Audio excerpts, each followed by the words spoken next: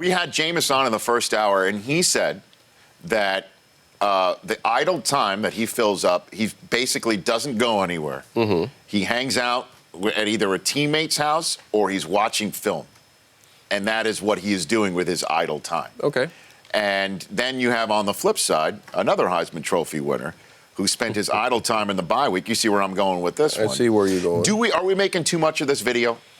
We don't see him putting alcohol to his lips. We're just assuming that's what he was doing. I think we're making too much of the video. I do. It was his off time.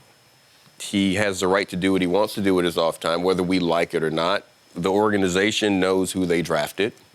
They are around this guy. Do I think it's a bad look? Yes. Mm-hmm. But the only issue is that he's not out on the field performing and winning. If he was winning, it doesn't matter. There are quarterbacks in this league that have got their party on, past and present. There are current okay. NFL quarterbacks who on their bye week are going and getting bottle service and dancing with their buddies. That's what's happened with a current one of the 32 NFL quarterbacks. That's what happened. Do you believe that's what's happening right now? No, I don't. Okay. I'm not going to say that. But what I'm going to say is that I do know of quarterbacks, very good players in this league that have done that, but they won, and you don't care. And you can look at other positions. And I know the quarterback position is different. Yeah. But it would not be an issue. No one would care if he was actually performing and playing well and saying, look, because he would get the benefit of the doubt to say, look, this is what was going on. I was on my off time. I was blowing off steam. I was doing whatever because it's not affecting his performance on the field. When it affects your performance on the field or it is perceived as such, then it's an issue, no matter what you do. And Mike Pettin, a coach of a 2-8 team, where one assumes his job is on the line here over the next 6 weeks. If they can win 4 out of the last 6, 5 of the last 6, 3 of the last 6, even half of the games, right, and show some form of momentum towards the end of the season, then perhaps he's safer than what we believe him to be right now. Can he put his eggs in the Manziel basket after seeing that video placed in front of him? Hey, coach, check this out. After you told him not to do anything stupid on the bye week, this is what's on TMZ right now. Can you blame him for doing what he did? If that's the circumstances around all of this? I don't know how much is that. This is my thing with Pettin. I think a lot of this is reactionary. Mm-hmm. You told him not to do anything stupid, not to get himself in trouble. Did he get himself in trouble? What, did he get a DUI? Did he, all he did is what it appears is get bottle service and maybe go out drinking. So, and he has the right to do so. He's of age. He has the right to do so. So he didn't do anything stupid. I mean, he wasn't out fighting anyone. He wasn't out causing any trouble. He didn't do anything.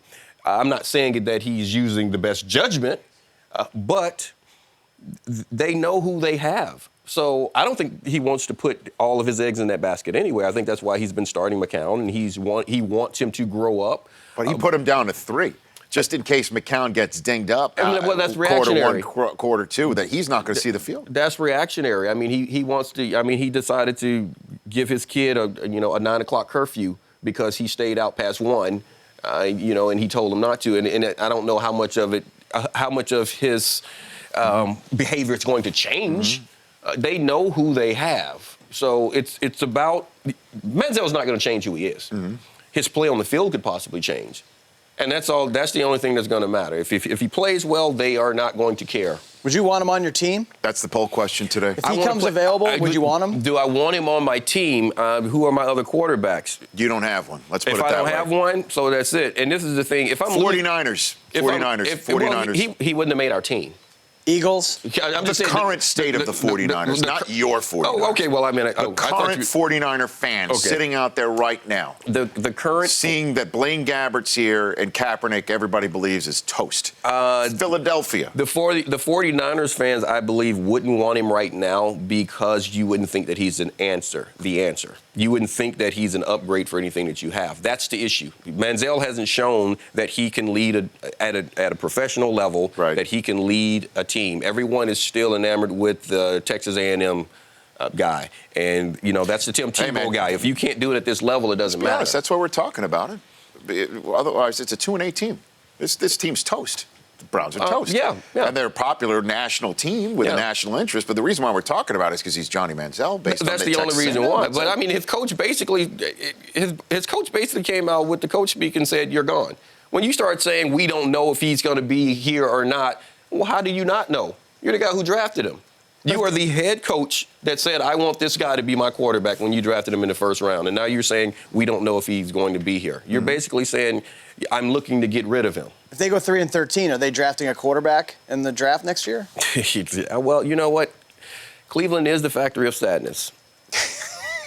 If you're Can you sports keep that as a drop, Del Tufo? Cleveland is the factory of sadness. I mean, if you are a sports fan in Cleveland, it's the factory of sadness. I mean,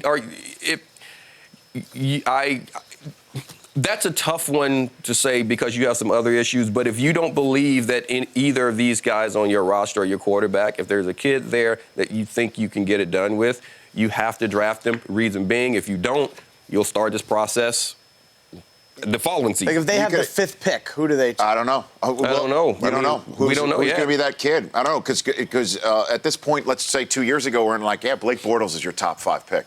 Your first quarterback taken off the board. Nobody's saying that. So we'll have to see how the evaluation goes. And Cleveland is the factory of sadness. Can go with the Brokaw Cleveland Browns drop that you have right there, Mike Del Tufo. That we can marry the game rendered instantly meaningless by the mere presence of the Cleveland Browns. There's your other drop. The Rich Eisen Show, weekdays at noon Eastern. On Audience.